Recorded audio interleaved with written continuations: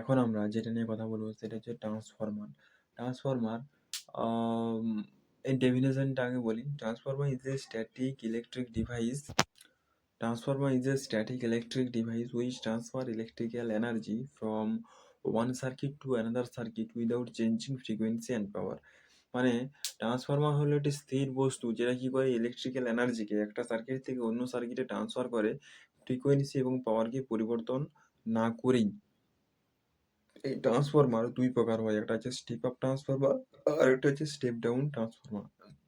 এই step up transformer কোথায় ব্যবহার করা হয় না, আমাদের যে পাওয়ার জেনারেটিং স্টেশন আছে সেখানে আমাদের এই স্টেপ আপ ট্রান্সফরমার ব্যবহার করা হয় ভোল্টেজটাকে বাড়াবার জন্য।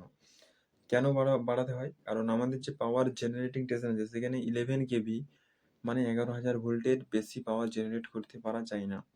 সেই 11 কেভিটাকে বাড়িয়ে 33 কেভি, 63 কেভি, 150 কেভি, 200 কেভি পর্যন্ত বাড়ানো হয়। বাড়িয়ে একটা শহর থেকে অন্য শহরে নিয়ে যাওয়া হয়।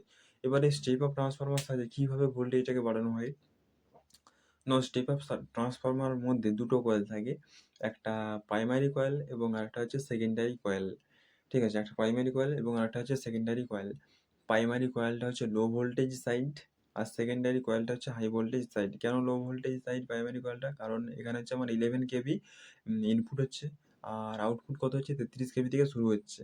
মানে 11 কেভির থেকে 33 কেভিটা বড়। 33 কেভিটা আমার সেকেন্ডারি কয়েলে আছে তাই এটা বড়।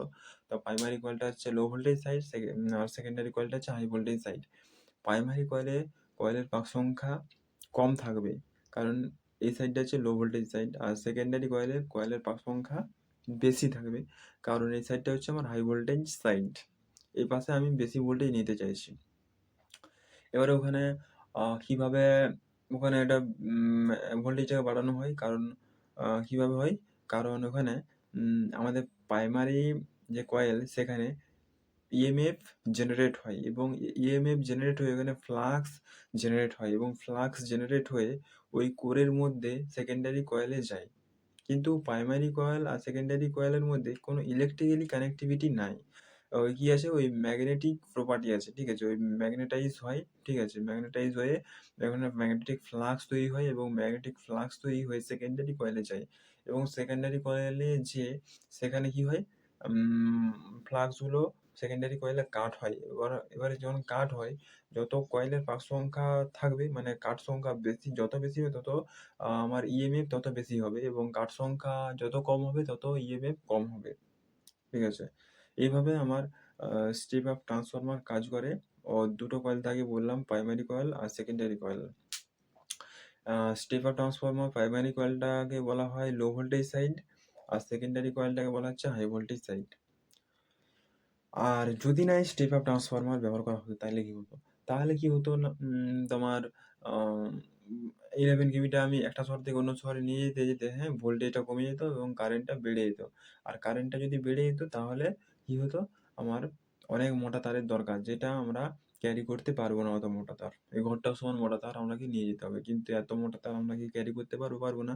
তাই আমাদের স্টেপ আপ ট্রান্সফরমার সাহায্যে ভোল্টেজটাকে বাড়ানো হয়। তারপর 2 নম্বর হচ্ছে স্টেপ ডাউন ট্রান্সফরমার। এই স্টেপ ডাউন ট্রান্সফরমার কোথায় ব্যবহার করা হয়?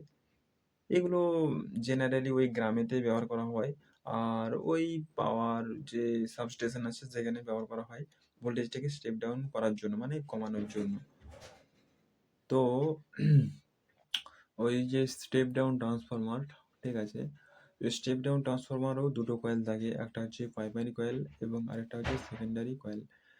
প্রাইমারি কয়েল এর স্টেপ ডাউন ট্রান্সফরমার প্রাইমারি কয়েলটা হচ্ছে হাই ভোল্টেজ সাইড আর সেকেন্ডারি কয়েলটা হচ্ছে হাই ভোল্টেজ সাইড।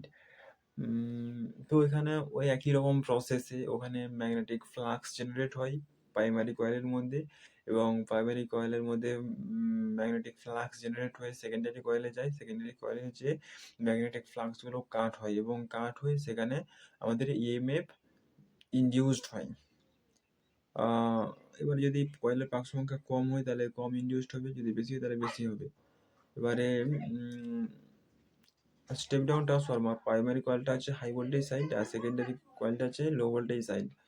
প্রাইমারি কয়েলে পাক সংখ্যা বেশি থাকবে আর সেকেন্ডারি কয়েলে পাক সংখ্যা কম থাকবে। এটা হচ্ছে স্টেপ ডাউন ট্রান্সফরমার ক্ষেত্রে প্রযোজ্য। ওকে।